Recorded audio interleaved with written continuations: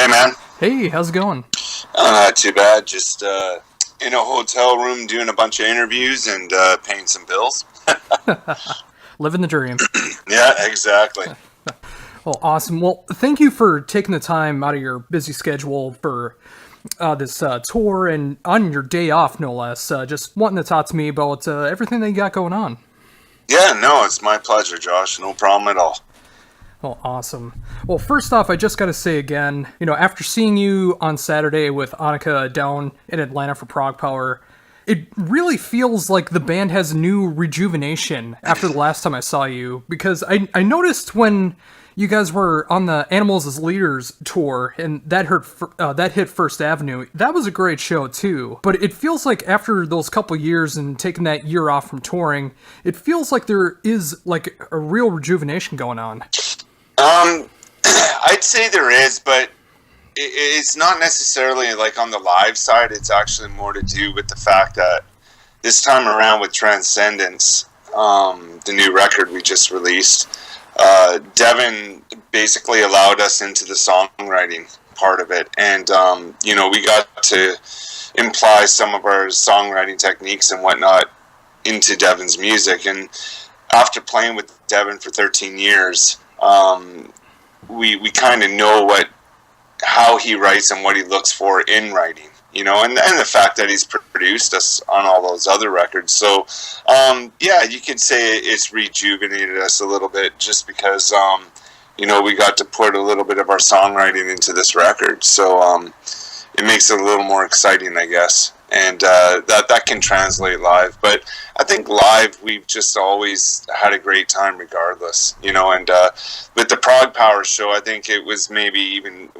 I know for a fact it was a little more special because whenever we get to play with Annika, you just, you want to make sure you have a good show because it doesn't happen that often. Yeah, and the set was filled with songs that, of course, are not normally in your guys' set, which made that set all the more special. Yeah, that was the plan from the beginning. Is we knew that one particular show was going to be different from the rest, and pretty much different from anything that we regularly do. Like in other past shows that we've done with Annika, she'd show up for a few songs out of the set, but this was pretty much the first time that an entire set was designed for her, basically. So we had to make sure that almost every song in that set involved Annika. And there were only really, I think, one or two songs where she wasn't playing. I know one of the songs was Failure. Did we play Higher that night? Oh, you did? Yeah, so that would have been the other one. But, other than that, we basically designed that set to cater Annika. Yeah, and I was glad to see it too. I mean, I'm always happy to be able to see you guys play, whether it's 15 minutes away from me in Minneapolis where I live now, or going down to Prog Power and seeing something that special. I know you guys are always going to be able to put on a fantastic show.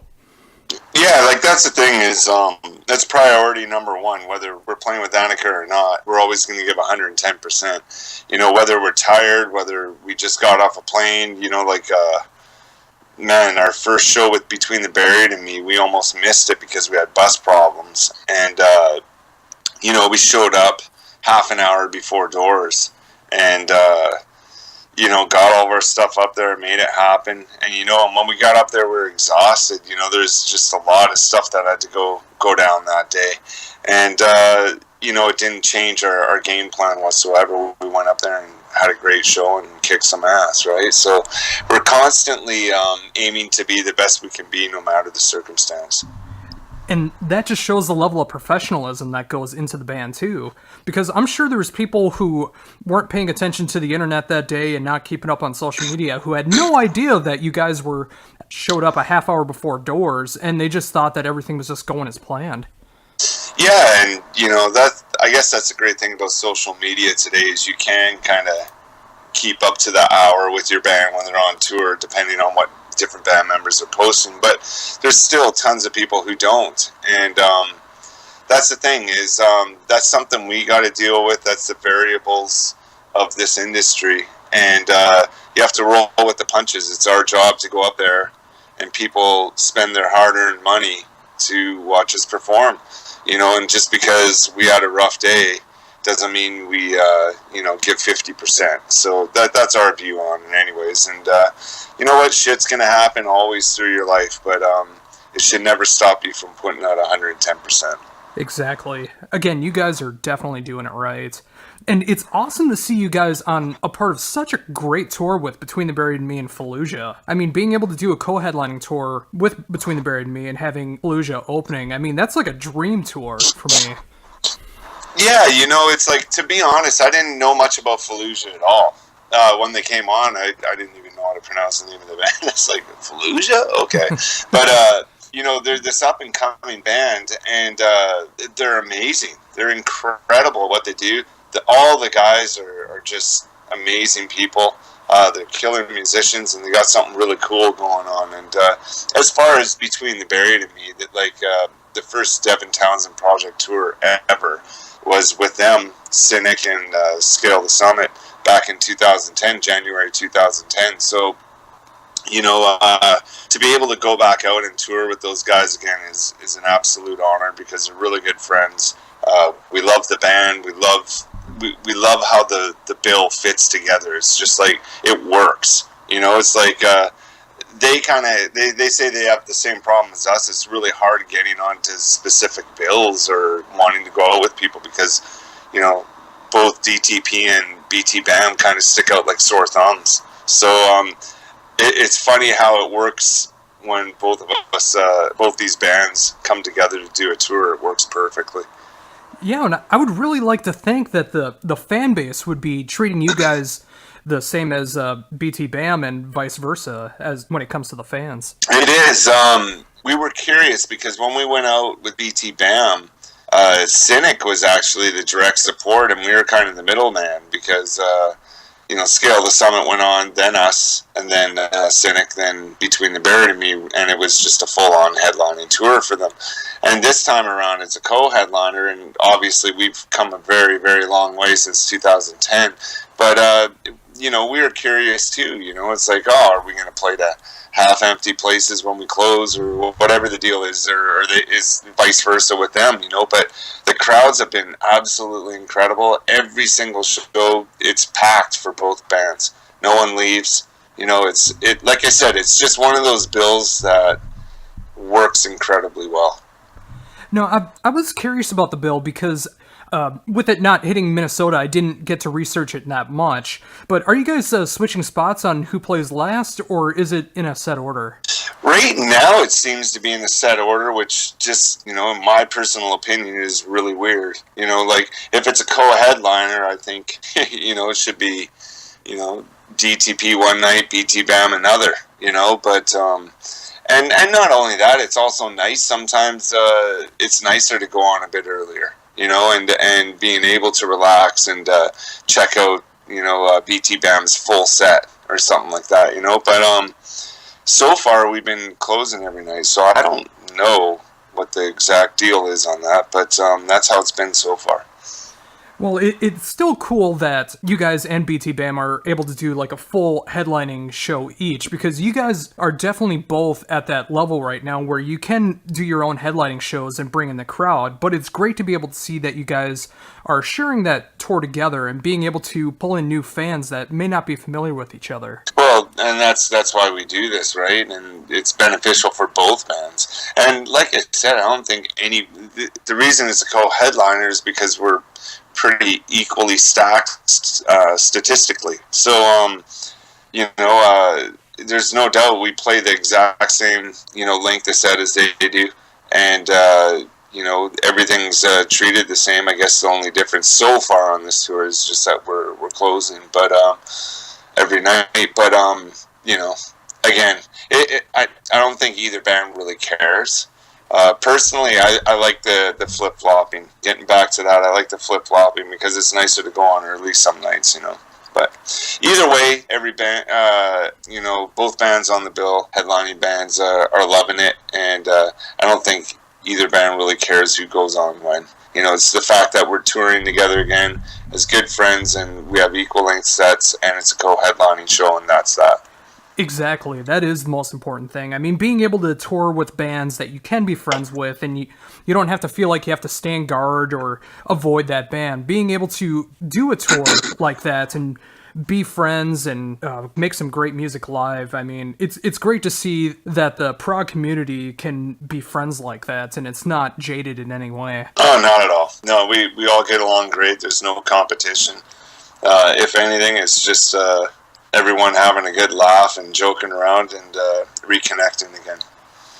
So just getting back a little bit into the Prog Power show, I mean, the very first Devin Townsend band show was at Prog Power, and now this past Saturday you got to play with the Devin Townsend Project. How does it feel to be able to look back on your career ever since that first DTB show and be able to play with Annika now just this past week?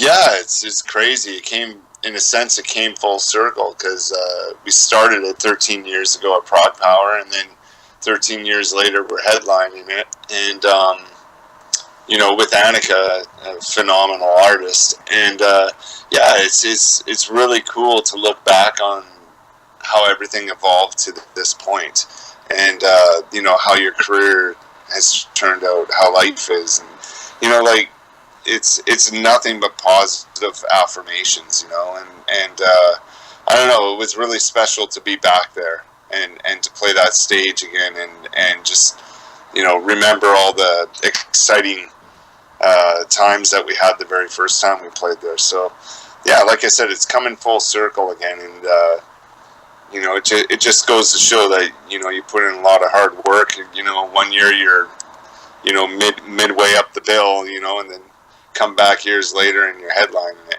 Like we did that venue with Animals as Leaders back in 2014 when we did co-headlining with them, and we sold that venue out. So, it's like it's come a long way. When you're playing, like I said, you're opening a show like that 13 years ago, and we sold out Royal Albert Hall last year. So it's a very gratifying feeling for sure.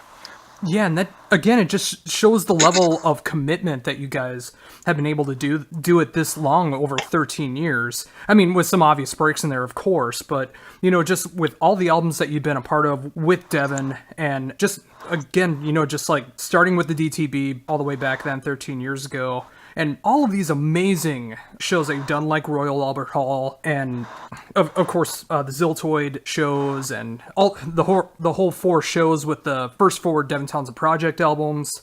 I mean, it's just incredible to see the amount of work that you guys have been able to put in just these 13 years alone. Yeah, it's constant, and that's more to do with Devin because he's such a workhorse.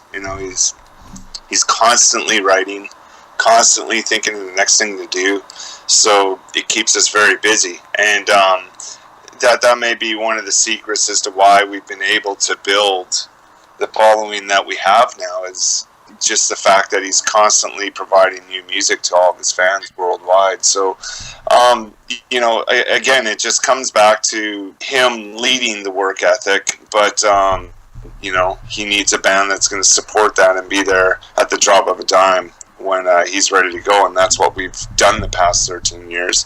So when you combine all that together, you have a hard-working band that believes in itself and gives 110%, whether it's on stage or off stage, and I think that's paying off for us.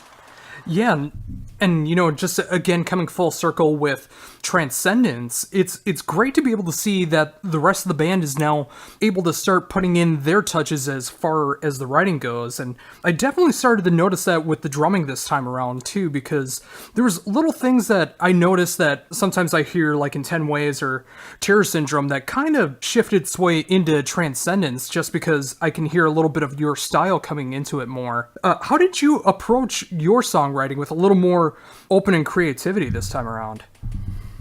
Yeah, like hints of what I think my true drumming style have always been present in his records, but there's definitely no question about it that in Transcendence it's come through the most, just because, like you said, we're way more involved in the songwriting. So, it was weird. I think Devin not only just allowed us to write on this record, but he just gave us a lot more space to be the musicians who we are. And obviously that goes hand in hand with writing, but even when he come up with the riff and stuff, you know, a lot of the times the first thing I play or develop from the first thing I played would stick, you know, and you know, within the same breath, we know what Devin likes, and, you know, specific beats he likes, chords he likes, how he likes things to be picked or whichever, you know. So we know that in the back of the head, and it's almost evolved and kind of migrated into our writing styles as well. So, you know, the time was right when it came time for us to add our stuff. We definitely know Devin as a songwriter, which made it a lot easier, and I think it also made it a lot easier for our true musicianship and how we play to come out in the record.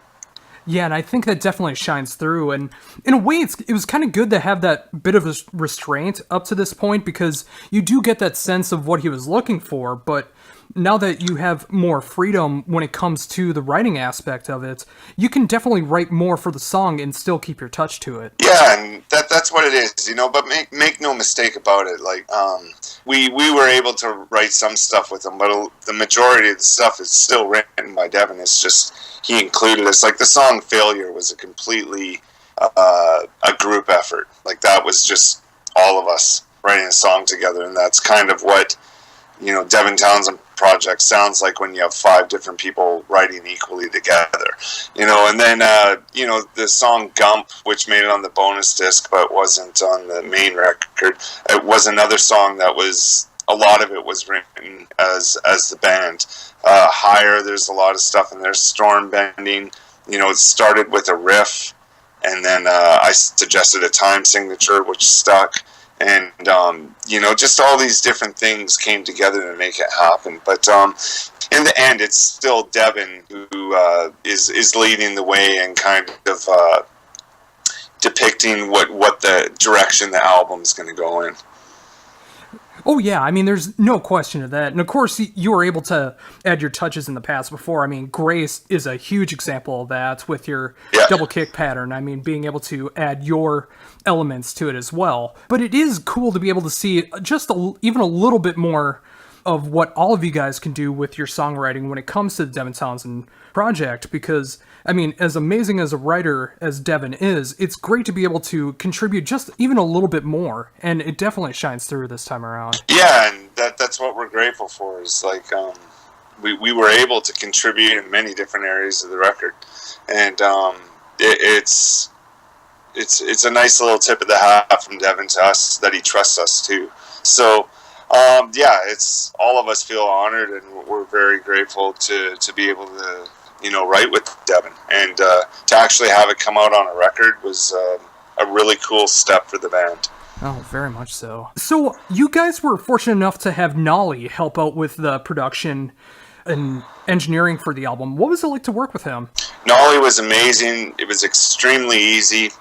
As far as working on drums, like I said, it's just ridiculously easy. And we have the same mind frame as far as drums and drum sounds and everything. Like, I wanted natural sounds, and I don't like samples and all that crap in there, you know. It's like, and he wanted the exact same thing. So, like, dialing up the sound, agreeing on sounds or heads or what cymbals to use was really, really, really easy.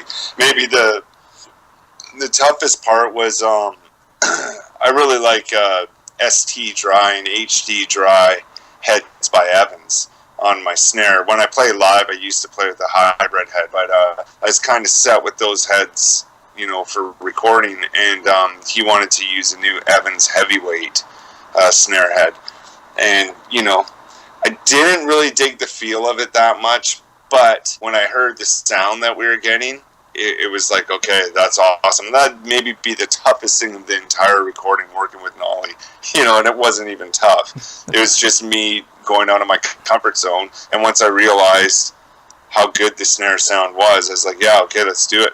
No brainer, you know, I can adapt and do what's best for the record. So, you know, working with Nolly was a breeze, man. He's super talented, knows what he's doing, and dialed up the best drum sound I've ever had with DTP or DTB.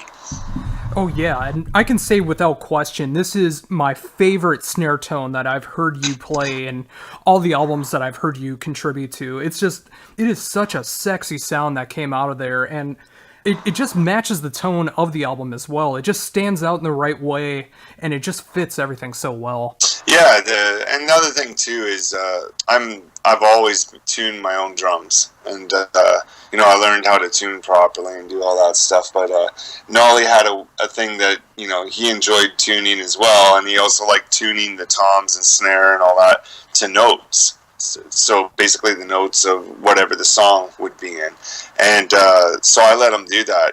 More rest for me in between takes too, and it worked out great. And I think that contributed to how good the snare sounded too, because we would tune it to the different notes of each various song. So it worked out really well.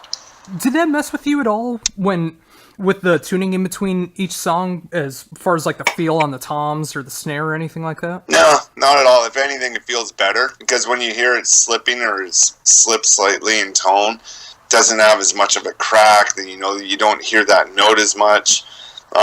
So when it gets tuned up, if anything, I play better. It's like, it's fresh again, and it sounds great, and there's a great attack to it. So it doesn't bother me whatsoever. Well, that's good to hear. And it's also good to see that you actually had more time to be able to spend with the drums more than you did with Z2 and Sky Blue. Well, yeah, man. It's like I started getting a name for myself of being able to record albums in a day, and guys were, hitting me up for sessions. Like I did this album, Trail Light, and that was right after Z2, and they're like, "Oh, can you do it in a day?" I'm like, "Oh man, I don't want to be known for that." It's a cool thing to be known for, I guess, but at the same time, it's just something that had to be done, right? Whereas Transcendence, Dev said, "Okay, we'll go in with 3 or 4 days. We'll spend a whole day on sounds, and then just take your time." And taking my time, I still got it done in like a day and a half. And that was just me. That was literally me taking time. But the thing with me is I'm a guy who likes to get the job done. So it's like, unless we went in with a week, if I had a week to do drums, then I would focus on 2 songs a day, and I'd try a million different fills and do all these different things. But we don't have that kind of budget. So, if I had 3 days to do it, it's like I'm not going to spend the 3rd day doing it just to drag it out. So I got it done in a day and a half, and it was extremely comfortable for me. There was no rushing. It was just a great overall experience, especially with Nolly being there as well. Oh, very much so. And speaking of amazing drum tone, your Sonor kit is one of the most beautiful sounding kits I have ever heard. When I got to hear that at Prog Power, I've always loved the sound of Sonor kits, but it's always been out of my budget, but I've always loved the sound of them, and getting to hear you behind your newly endorsed Sonor kit, it was just an amazing thing to be able to hear. Yeah, I'll tell you, man, it's like, obviously lots of people, everyone knows that I was endorsed with Pearl Drums, and all I gotta say is for 12 years they treated me awesome, like gold, and I have nothing bad to say about them. They make incredible drums. It's one of the best drum companies in the world. But talking about Sonor, I'll give you a little bit of the story as to why I did the switch. And that was back in 1988. I was a teenager, and I went into the biggest drum store in Vancouver called Drums Only at the time. They had, Yamaha, Tama, Pearl, you name it. They had it all there. And I went in and tried out. I was in that store for maybe 3 hours. One of the last sets I tried was a Sonor Highlight, and that was their flagship back in the day. And it was funny because being a teenager, I was exposed a lot to, Pearl, Tama, Yamaha, stuff like that, because they just had a bigger, not necessarily a bigger name, but they just sold more kits because they're more affordable, I guess. So I sat down on the Sonor kit. I'm like, "What's this?" And I played it, and my jaw hit the ground. I was just like, "This is the best sounding drum kit in this entire store." And they're like, "Yeah, it's a beautiful kit." I was there to buy a kit. It's like, "Well, how much can we do this for?" And they're like, double the price of what I was expecting, right? Double the price of the Pearl, Tama, or Yamaha. And that's not a bad thing because they're handmade in Germany, whereas Pearl, Tama, Yamaha are not handmade. And, there's just this tonal quality that is just 100% Sonor and no one else can duplicate. It sounded incredible. So I was bummed I never was able to buy that kit, but I was always impressed. And from that day, I was always a closet Sonor fan. I ended up buying a Pearl kit and playing Pearl ever since. But every time for example, we did that tour in 2010 with Between the Baron and Me, and Sean Reinhardt from Cynic was on that tour, and he was playing his Sonor kit. And we all did our sound checks on the first day, and I heard his drums. I'm like, those sound unbelievable. And he goes, Sonor, man. I'm like, of course. It was the best sounding kit on that tour, and they consistently blew my mind over the years. And there's tons of other examples. I've gone in and done sessions, 20 years ago, and the session kit was a Sonor, and, best drum sound I've gotten up to that point, So for years and years and years and years, I was a Sonor fan, basically closet fan. And when it came time to record the new record, I'd grown out of the Pearl reference sound. They're really thick shells, they're beautiful drums, but I wanted something with a lot more resonance. And, I looked into the reference Pure, but it still had obviously a lot of similarities to just the regular reference sound. And so then I started looking at the other drums and stuff like that with Pearl, and I just said to myself, if I'm going to get new kits here, one for North America and Europe, I want it to be the ultimate drum set. I just want it to be amazing. Every time I play it, I'm inspired, and like I said, Pearl makes amazing drums, but nothing was hitting me completely with what I was looking into. And then I just said to myself, man, I don't want to go anywhere else, but if you were to do that, who would it be? And it was an obvious answer. It was like, it's Sonor. And then it was very easy for me to want to maybe move somewhere else, because like I said, I wanted to play what I believe are the best drums in the world. And to me, that's Sonor. And so I got in touch with them, and they welcomed me with open arms. And I was beyond stoked. They're really happy, and it was a no-brainer. Like, it was just an instant thing. And so I did it. And now I'm playing their Pro Light series, and I love those drums to death. Best drum kit I've ever played, ever owned. Hands down. Just incredible. I'm playing their Artist Bronze snare. I honestly didn't think that Pearl reference, and then I played the Artist Bronze, and I'm just like, this is insane. It's just the perfect snare drum. And even the Pro Light maple snare just blew my mind how good it sounded. It's like I could easily switch them for a night and enjoy the maple snare just as much as the Artist Bronze. Like, that's how good these drums are, man. And when I did make the change, I was just as happy as anyone could be. And you know what? I can say safely that I'll easily end my career, and hopefully there's decades left in it with Sonor drums. I have no reason whatsoever to move to any other drum company, because I'm playing my dream kit right now.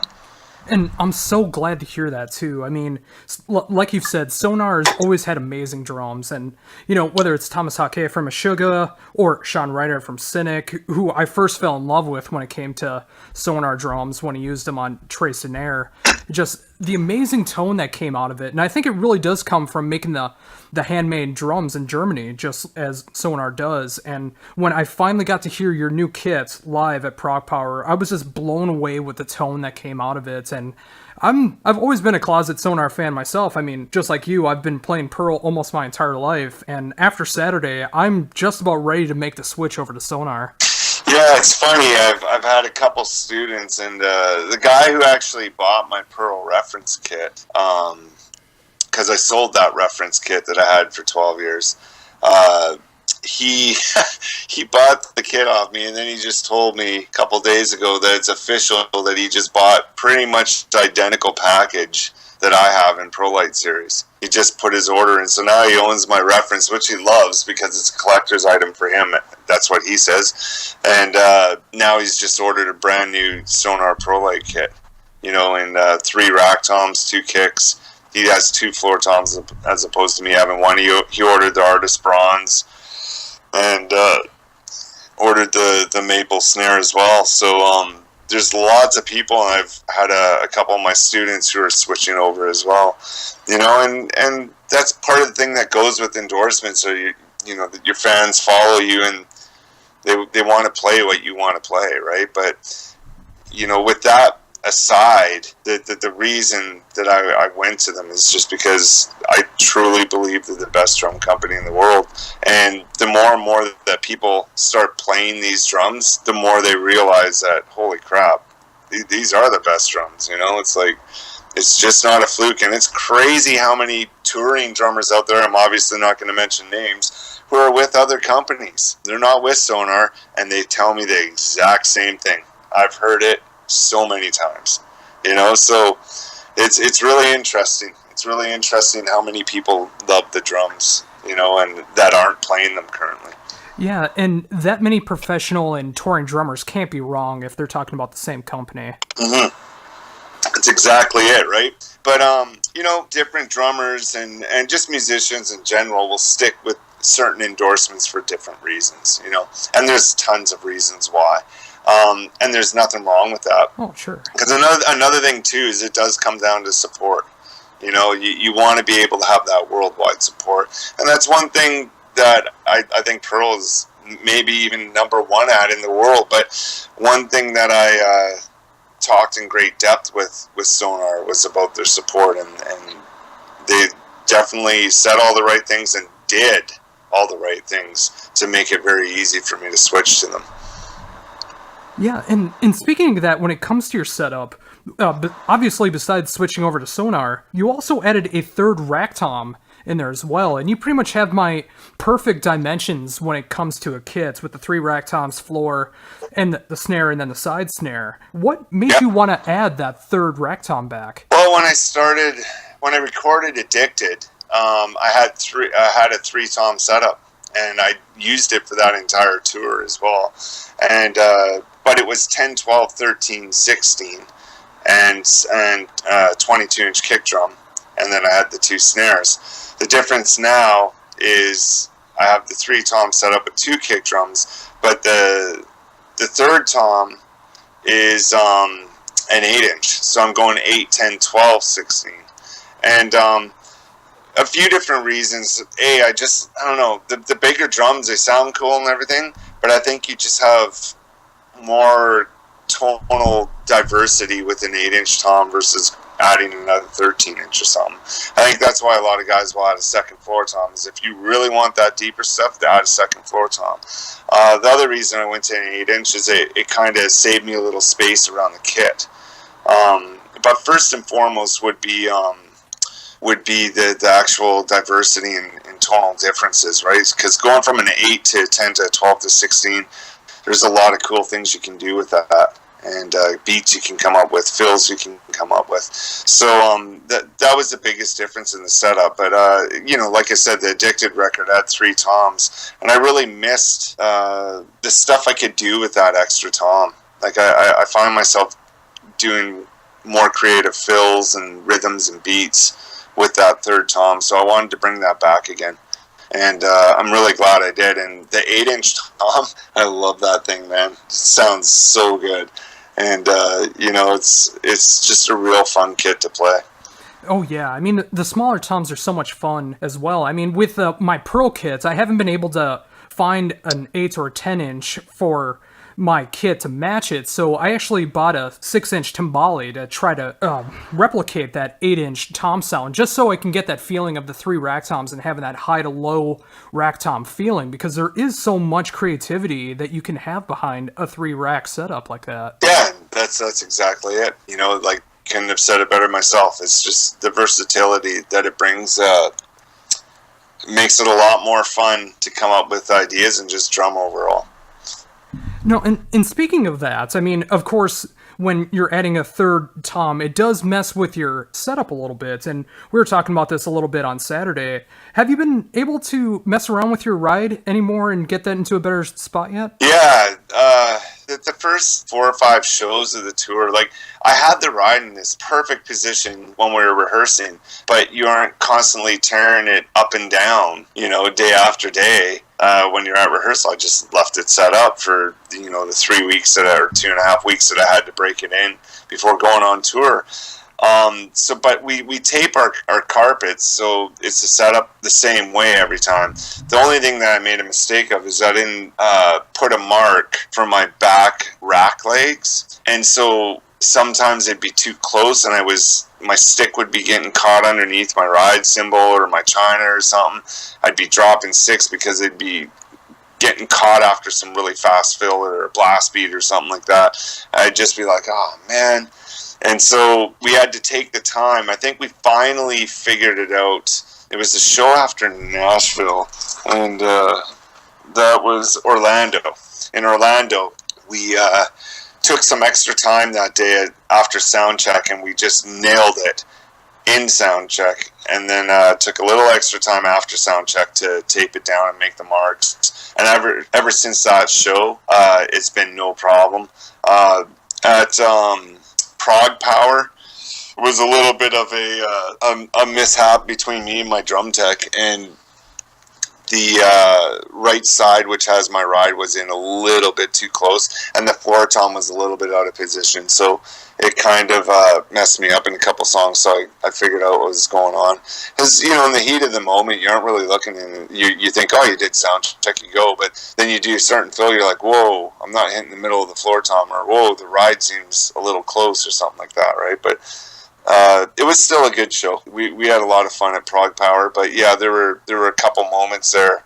One of them was in Grace, the very last song, where I actually dropped the stick, and you know, because I was judging throughout the gig where should I position my ride, because it was in my head, right? So yeah, it's amazing how that can work out sometimes. I mean, like I was telling you after the show, I mean, there was a couple spots where I guessed that there was things going on with the kit, but, you know, it's just like, to the average person, it was such a fantastic show. I mean, when you're able to look at that through a fan's eye and just everything that was going on with the show, going back to the beginning of the conversation, being able to just show the professionalism behind it and just play it off as if nothing happened. And you guys are doing that anytime that I've ever seen any mistakes happen, just able to play it off and just make it look like nothing happened. Well, here's the thing, man, is so many people are, you know, they just have this idea that, oh, when you're at this professional level, that they never make mistakes. And I've seen some of my drumming heroes mess up madly at gigs. You know, it happens all the time, right? But the most important thing which you mentioned is, how do you deal with it? You blow it off, shit happens, man. You know, like Michael Jordan's missed game-winning, you know, hoops at the end of the game several times, you know, and it's gonna happen no matter what. It'll happen to the best of us, but it's how you deal with it. You blow it off and learn from that mistake, if it was a mistake. You know, it's like we were playing the song Secret Sciences, and I don't know why I did this. We've been playing it all tour long. The last time we played it was at Prog Power, and I went into the pre-chorus like halfway through the first verse. I just wasn't thinking, you know, I was kind of looking around and having fun and doing whatever, but just for that, which is uncharacteristic of me, but just for that one moment, I just wasn't paying attention. I went into a part early, and it's like made up this completely new beat that doesn't belong there, you know. But if that was on video, and I'm sure it is, or, you know, whatever, and people may have seen this, I just looked over at my drum tech and started laughing. You know, I'm just like, holy shit. And he's like, oh my God. He said, you went into that part? I'm like, yeah. You know, and I made something up while I'm at it, you know. But you just keep going, man. You play through it, laugh it off, and, you know, just learn from your mistakes. That's the best thing you can do. But that won't be the last time that I mess something up, you know, or whatever. It's going to happen. And all you can do is just try to be the best you're going to be, and be as consistent as possible, and focused. Exactly. We're all human, whether it's the best drummer in the world or a guy just getting behind his kit for the first time. Somebody's going to mistake somewhere down the road. And the important thing, like you said, is to learn from those mistakes, just get past them, and do what you can to just become a better drummer from that point on. Yeah, and that's how I've always done things with my life in general. Like if we did everything perfectly, this would be the most boring world in the universe. So mistakes are gold. The failing is gold. It's the people who make mistakes and fail and don't look for anything in it that go on through life hating it. The people who make those mistakes and take the time to figure out why it went wrong and how they can learn from it, that's how you become successful. Yeah, very much so, because you never get better if you never learn. Exactly. So just getting a little bit back more into the touring and other aspects of what's going on with the band. Do you guys have any plans yet for 2017? Yeah, tour. We're going to do lots of touring. Like obviously we have a European tour set up that starts in January and finishes in March. I'm positive we'll be back to Australia. Hopefully when we do that, we'll hit Japan again. I know there's been talks of us going to India. That's happened a few times over the past couple of years. There's talks of us going back to South America. Everything's being talked about right now. But the only thing that I can confirm is that we are 100% doing the European tour, and that we will be doing the European festival circuit next year as well. And then the rest of the year, 2017, we're pretty much, from what I've been told, are going to be touring throughout the year. So, and who knows, knowing Devin, there's probably going to be a special show or two thrown in there. I'm just guessing on that, but that's usually what happens every year. So, yeah, it's going to be nice and busy, and we're going to support Transcendence as best we can, because the reviews coming back are phenomenal, and the sales are going great, and we're playing to packed houses every night, so things are going really well, and the better they go, I think the more we're going to tour. And I'm glad to hear that too. And it couldn't happen to 5 better guys than you guys getting all of this credit and recognition after all this time. And, just going back all the way to Prog Power with the DTPB for the first show, and then with this current tour that's going on now, and all the great stuff that's been going on now. I know Transcendence could possibly be my favorite album from you guys so far, and I'm glad to see that there is so much recognition that's going on for Transcendence, because you guys definitely deserve it at this point in your careers.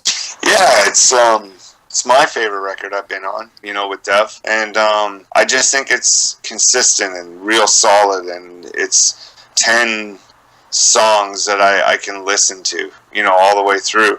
I can't say the same for any of the records that I've played on in the past with Devin, and they're all great records. Don't take that the wrong way, but I can listen to this record from start to finish and enjoy each song for different things, whereas there's all the other albums I did for Devin, I'd be skipping songs for one reason or another, so I'm really proud of this one, and I really enjoyed the songs that were put on this record, even the songs I made on the demo disc. There was the song Gump.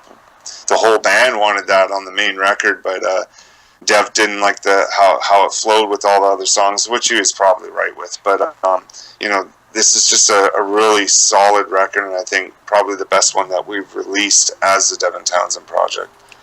And that just makes me excited for the future, because if you guys are putting out such quality as Transcendence now, the next time that you guys get back into writing mode, I just imagine it even being better from there. Well, yeah, again, you evolve, right? And you learn from your past records. But, it's, I have to say, it's really hard to say with Devin Townsend Project, because it depends what mood Dev's in. It depends what type of record he wants to do next time. And you never know, the next album he might go, no, this is extremely specific, and I'm writing it all, and we're not going to use Nolly, we're going to do this instead, and it could be a completely different sounding record. We don't know, so that's kind of like the Russian roulette of being in this band is, it's the Forrest Gump. chocolate theory. You don't know what you're gonna get, right? But that's what makes it fun too. Keeps us on our toes. But I think the beautiful thing about Devin is he doesn't really want to try to repeat records either. He just goes with what he's feeling at the time. It's never intentional to let's do another Transcendence because that worked for us, or it's not like that at all. It's just what he's feeling at the time is going to base how the album's going to be.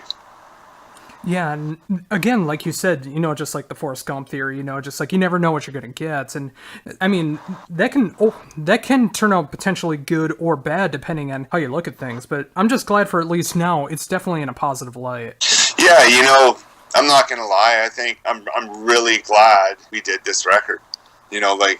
This record's my favorite record.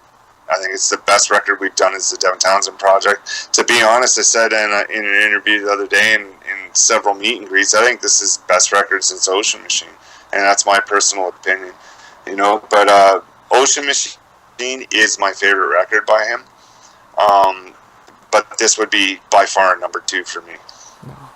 That's so cool. I mean, I love Ocean Machine as well. And it's great to see that comparison within the band as well, because I've heard that at times too, even though it's not necessarily music similar to that, but just that feeling of being inspired, I definitely feel this time around. Yeah, that's exactly what it was, and I think that has a lot to do with the fact that we were involved in songwriting, and it motivates you.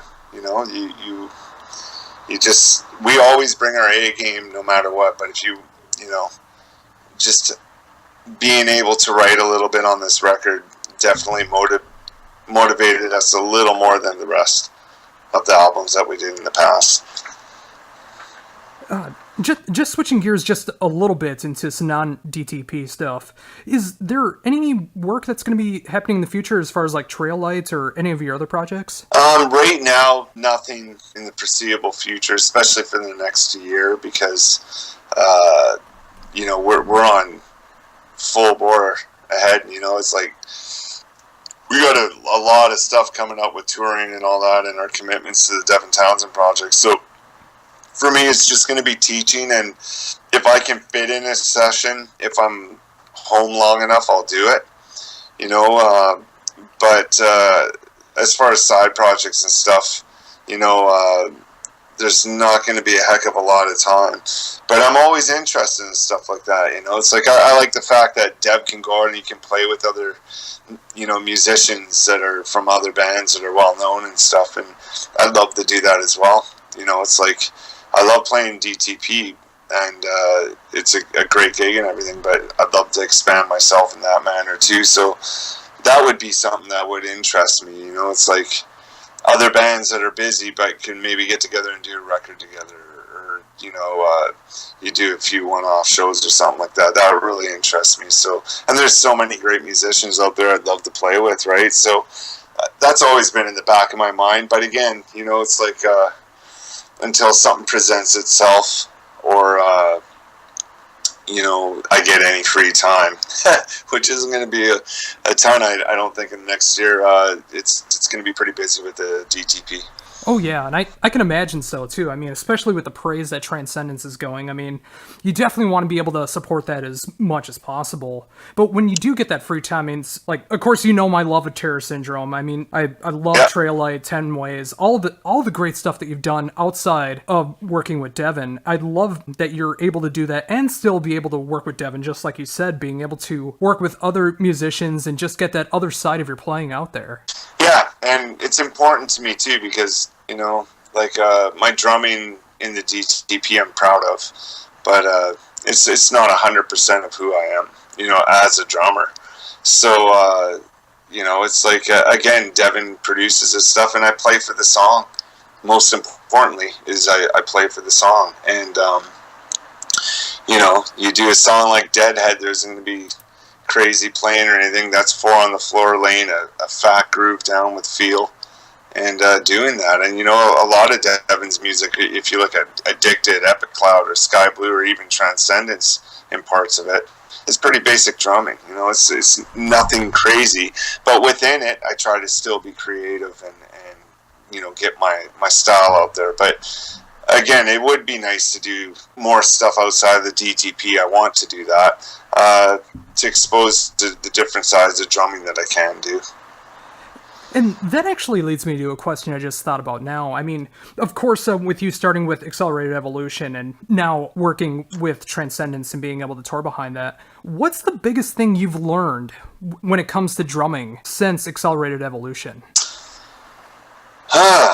The biggest thing I've learned with drumming, you know what, man, is I think what it probably was just evolving with you know, playing for the song. Sometimes what I've done in the past is I would oversimplify things, especially with Devin, because it was so specific in what he would want. And in the past, if I did anything that was a little, you know, more crazy than what the part called for, he'd be like, he'd dumb it down a lot, right? And he'd say, this is what I want, you know, nothing, no double bass, or don't do this, and he's the producer, so I'd be no problem. And so I found there was a stage where we'd just start jamming stuff, and instantly it would be the most basic thing, just to build off it so I could lay down a foundation for the song, right? And what I've learned over those years is just,